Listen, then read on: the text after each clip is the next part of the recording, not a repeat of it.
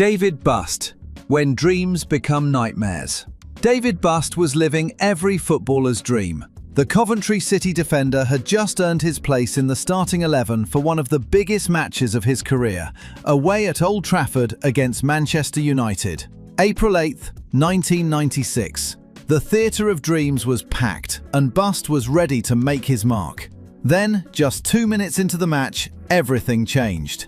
As Busst ventured forward after Coventry won a corner, he collided with United players Dennis Irwin and Brian McClare.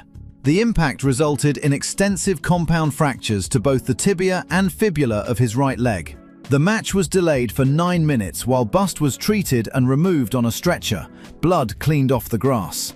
Manchester United's goalkeeper Petr Cech vomited on the pitch upon seeing the injury. People told me Petr Cech was physically sick on the pitch. I was lying there thinking, "Somebody help me," Busst recalled. Bust's injury was so severe that he risked amputation. While in hospital, he contracted MRSA, which caused further damage to the tissue and muscle. Despite having 22 operations, Busst never played professionally again, retiring on November 6, 1996 on medical advice. "I might have been back playing if it had just been the fractures," he told BBC Sport. "Sadly, I got MRSA through the open wound, and that was my actual downfall. The infection stopped anything from healing." During his recovery, he was visited by Sir Alex Ferguson, Steve Bruce, David Beckham and Ryan Giggs, and United played Coventry in Bust's testimonial match, Cantona's final game before retirement. Sometimes the worst injuries aren't just physical, they're about dreams shattered in an instant. This is football's most painful injuries, and trust me, not all pain comes from broken bones. Kirk Broadfoot, the great egg debate. You're Kirk Broadfoot, a tough-as-nails Scottish defender for Rangers, one of the most successful clubs in world football. You've faced down strikers who could break bones with their shots. You've battled through old firm derbies that would make lesser men weep. So naturally, you get injured by breakfast preparation. Broadfoot needed hospital treatment for scalds after what was initially reported as an exploding egg incident. The story spread like wildfire. A professional footballer sidelined by breakfast gone wrong. But the truth, as Broadfoot later revealed, was somehow even more embarrassing. He wasn't even making eggs. He was preparing to poach one when he put the wrong glass in the microwave. When he opened the door, the superheated glass exploded in his face, leaving him with cuts and burns that required hospital treatment. "I never actually put the egg in, and the glass exploded, and somebody at the hospital sold the story saying the egg exploded in my face. That's a lie," Broadfoot explained on the Open Goal podcast. So there you have it. A Rangers defender, battle-hardened from years of Scottish football warfare, taken down by an empty glass bowl. The media ran with the egg story because, let's face it, it sounded better than "professional footballer doesn't know how to use a microwave safely." Fortunately for Broadfoot, he was already injured with a foot problem, so this kitchen catastrophe didn't actually cost him any playing time. But the egg story, that's sticking around forever. Santiago Canizares, the Cologne catastrophe. One of the world's best goalkeepers, captain of the national team, just days away from the biggest tournament of his career. Spain's Santiago Canizares was living the dream in May 2002. The World Cup in Japan and South Korea was beckoning, and Spain had their best squad in decades. Then came the morning that changed everything, and it had absolutely nothing to do with football. Canizares was in his hotel bathroom when he accidentally knocked a bottle of aftershave against the sink. The bottle shattered, and a shard of glass severed a tendon in his big toe. Just like that, Spain's World Cup dreams were shattered, along with the bottle. "I do not consider myself to be unlucky by any means," Canizares told reporters. "From the start of my career, I have had several strokes of good luck. But, just like everyone else, I have also had difficult times." The 32-year-old was rushed to hospital for surgery. Team doctor Gennaro Borras said Canizares was devastated. This was going to be his World Cup, and now he will miss it because of a simple domestic accident. Spain went to the World Cup with Iker Casillas as their new first choice, and were knocked out on penalties in the quarter-finals. A single moment of clumsiness had changed Spanish football history. Ever Banega, the handbrake error. Ever Banega had made it to Valencia, one of Spain's biggest clubs, and was establishing himself as a key midfielder in La Liga. But in February 2012, he learned that sometimes the most dangerous opponent isn't on the pitch, it's your own absent mind. Banega pulled into a petrol station for what should have been a routine fuel stop after training, but in a moment that would haunt him for months, he forgot to put the handbrake on. As he got out of the car, it began to roll backward. Most people would step aside and let physics take its course, but footballers have reflexes, the instinct to stop, to control, to prevent disaster. Banega's instinct was to use his leg to stop the moving vehicle. A few moments later, his own car rolled over his leg, trapping it between the wheel and the curb. The impact fractured both his tibia and fibula in his left leg. The injury required surgery and kept him out for 6 months, missing the rest of the season, including Valencia's Europa League campaign. The player has suffered an automobile mishap after training, was all Valencia's official statement said. The incident became known as one of the most bizarre football injuries ever. Banega was already dealing with a knee problem when the accident happened, making the timing even more cruel. The promising midfielder who had been praised by Pep Guardiola just days earlier was suddenly facing months of rehabilitation. Djibril Ciss, broken twice, never beaten. Some players suffer one career-threatening injury and never recover. Djibril Ciss suffered 2 horrific leg breaks and somehow came back stronger each time. I'm gonna come. The first break came in October 2004, during Liverpool's match against Blackburn Rovers. Ciss's boot got caught in the turf and his legs snapped, a double fracture of the tibia and fibula. The injury was so severe that doctors feared he could lose his leg below the knee. I had a fracture and the bones snapped and came on top of the other. My blood circulation was not working and reaching my foot, Ciss later recalled. The doctor had to manually realign the broken bones immediately. He said after 30 minutes to an hour, it would have to be amputated. So, thanks to the doctor, emergency treatment saved the leg, and incredibly, Ciss returned to action just in time for Liverpool's Champions League final. He even scored a penalty in the shootout victory over AC Milan. Then came June 2006. Playing for France in a World Cup warm-up match against China, tragedy struck again. Tackled by China captain Zheng Ji, Ciss fell awkwardly and broke his right leg. It was so tough to hear Djibril scream like that, teammate Thierry Henry said afterward. I knew immediately my World Cup was over from the experience of having already fractured my left leg, Ciss admitted. The injury ruled him out of the tournament entirely, crushing his dreams of representing his country on football's biggest stage. But Ciss rebuilt his career once again, playing for clubs across Europe and proving that sometimes the human spirit is stronger than bone and sinew. His message was simple: my head is tougher than my bones. Paulo Diogo, love hurts. Paulo Diogo had just set up one of many goals during his career, December 5, 2004, and the Swiss midfielder had assisted in giving Servette a 3-1 lead against Schaffhausen in a heated match. That December evening, Diogo had started the match wearing protective gloves against the Swiss winter cold. But as the game intensified, he made a seemingly innocent decision. He peeled off those gloves and tossed them aside. It was a choice that would prove to have devastating, life-altering consequences. The crowd was going wild, his teammates were ecstatic, and Diogo did what any footballer would do. He celebrated. He sprinted toward the stands, leaped onto the perimeter fence to get closer to the fans, and raised his arms in triumph. It should have been the perfect moment. Instead, his wedding ring caught on the metal fence as he tried to jump down. As he jumped off the fence, much of his finger tore off along with the ring. To add even more pain to injury, referee Florianetta then penalized him with a yellow card for excessive time wasting with his celebrations. Diogo ran to the dressing room while officials searched for the part of his finger. Although it was eventually found, the finger could not be sewn back on, and doctors were forced to amputate the remaining stub. The cruel timing made it even more painful. Diogo's assist to Jean Beauséjour came in the 87th minute, a crucial late third goal in a 4-1 victory that essentially secured the winning outcome. The euphoria was completely understandable. Any player would have celebrated with such passion.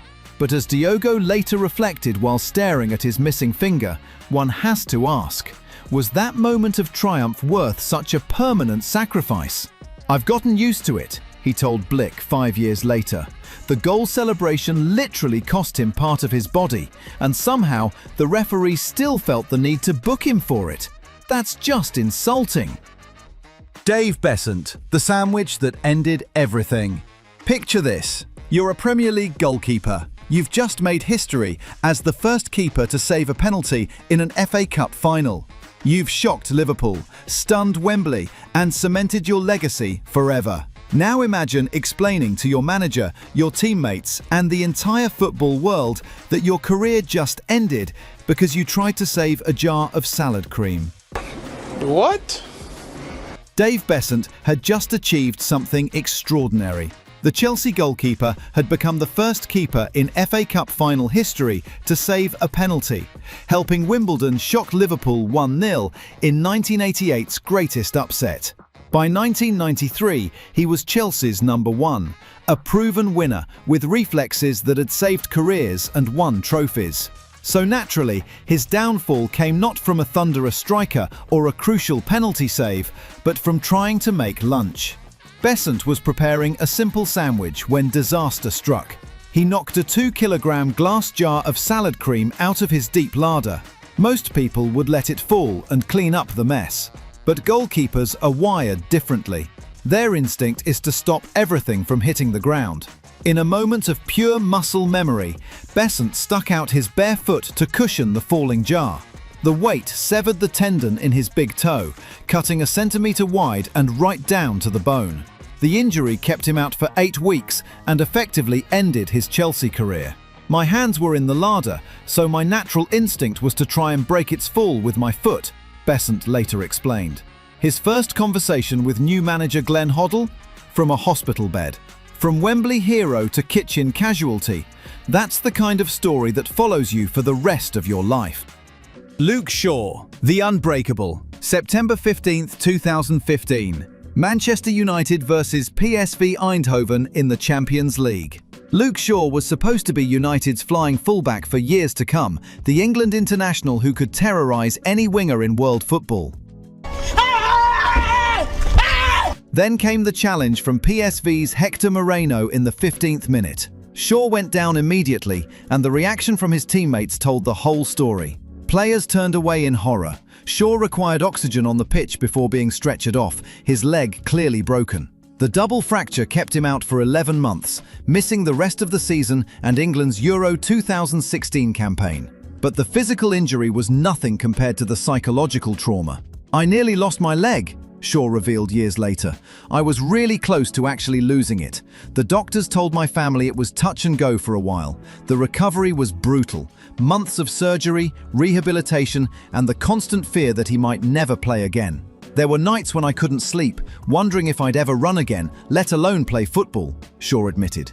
The mental side was harder than the physical recovery. But Shaw persevered, eventually regaining his place in the team and becoming one of the Premier League's best left-backs. The incident became a turning point, not just in Shaw's career, but in his character. Svein Grøndalen, the most Norwegian injury ever. Most football injuries happen on the pitch, in training, or during routine daily activities. But Svein Grøndalen, the Norwegian defender, managed to get injured in the most Norwegian way imaginable, by being forced to dive off a cliff to escape a charging moose. Picture having to explain to your national team coach that you can't play in a World Cup qualifier because you had to throw yourself down a hillside to avoid being trampled by wildlife. The incident happened in 1980, when Grøndalen was out for his usual training run through the forest near Trondheim with his wife. "I was running in the woods outside Trondheim with my wife when suddenly an elk appeared in front of us," Grøndalen later told Norwegian newspaper Aftenposten. "The animal overlooked my wife. Apparently, it was me it was after. While rising up on his hind legs, the elk tried to attack me with his forelegs. At the very last moment, I managed to throw myself off a steep hillside. I rolled downhill and in the commotion, I got a deep cut in my thigh. I therefore couldn't participate in the next international match. That was, by the way, the only tackle I backed out from during my career. The man who had built his reputation on never backing down from any challenge on the pitch saw no other choice than to retreat when faced with a moose's razor-sharp hooves coming at him. Arsene Wenger, injured by his own player. Arsenal's training ground in 2002 was about to witness one of the most mortifying player trials in football history. A young Ivorian defender named Kolo Tour had been given the chance to impress Arsene Wenger and earn a contract with one of England's biggest clubs. Picture this: you're 21 years old, on trial at Arsenal, desperately trying to prove yourself worthy of playing alongside legends like Patrick Vieira and Robert Pires. This is your one shot at professional football with the big boys, so naturally, you get so desperate to impress that you end up two-footing the manager. During the training session, Wenger had been encouraging Toure to show more aggression. "Be tough, you have to be more aggressive," the manager told him. The young defender took those words to heart, perhaps too literally. First, Toure clattered into Thierry Henry with a reckless tackle. Then he did exactly the same to Dennis Bergkamp. His potential new teammates were stunned. Here was a trialist potentially crippling their best players. But the mortification wasn't over. When the ball landed at Wenger's feet on the sideline, an overexcited Toure didn't see his potential future boss. He saw another target. He slide-tackled Wenger with full force, leaving the legendary manager sprawled on the ground and needing ice on his injured foot. After that, everyone was laughing and joking, but I was in shock, Toure later recalled. The kind of shock that comes from realizing you've just ended your dream career before it started. Luckily, the training session had one final surprise. Rather than shipping the reckless trialist straight back to Ivory Coast, Wenger saw something special in Toure's hunger. That painfully embarrassing moment of madness actually convinced Wenger to sign him. Sometimes, when you think you've completely ruined everything, when the embarrassment feels insurmountable and you're convinced you've blown your one chance, that's exactly when life has a funny way of working out better than you ever imagined. Petr Cech, the moment that changed everything. Chelsea versus Reading in October 2006. Petr Cech was at the peak of his powers. The world's best goalkeeper, seemingly invincible between the posts. Then came the first-minute collision with Reading's Stephen Hunt. The impact fractured Cech's skull so severely that emergency surgery was required immediately. For days, his life hung in the balance. The injury left him with permanent skull vulnerability, but also with something unexpected, an iconic look that would define the rest of his career. When I woke up and they told me I'd need to wear protective headgear, I thought my career was over, Cech revealed years later. I couldn't imagine playing football wearing what looked like a rugby scrum cap. The helmet became his signature. Cech went on to break numerous goalkeeping records, including most Premier League clean sheets, all while wearing his distinctive protection. Chelsea manager Jose Mourinho's initial reaction was one of deep concern. "We thought we might lose not just a great goalkeeper, but a friend," Mourinho later reflected. When he came back stronger than ever, that showed the character that made him special. The helmet became a symbol of resilience.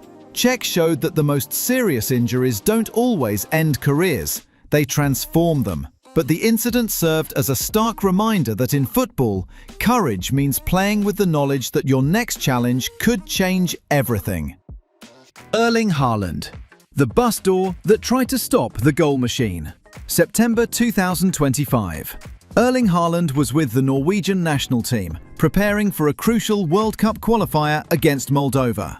The Manchester City striker was in the form of his life, having terrorised Premier League defences and looking forward to continuing his international goal-scoring rampage.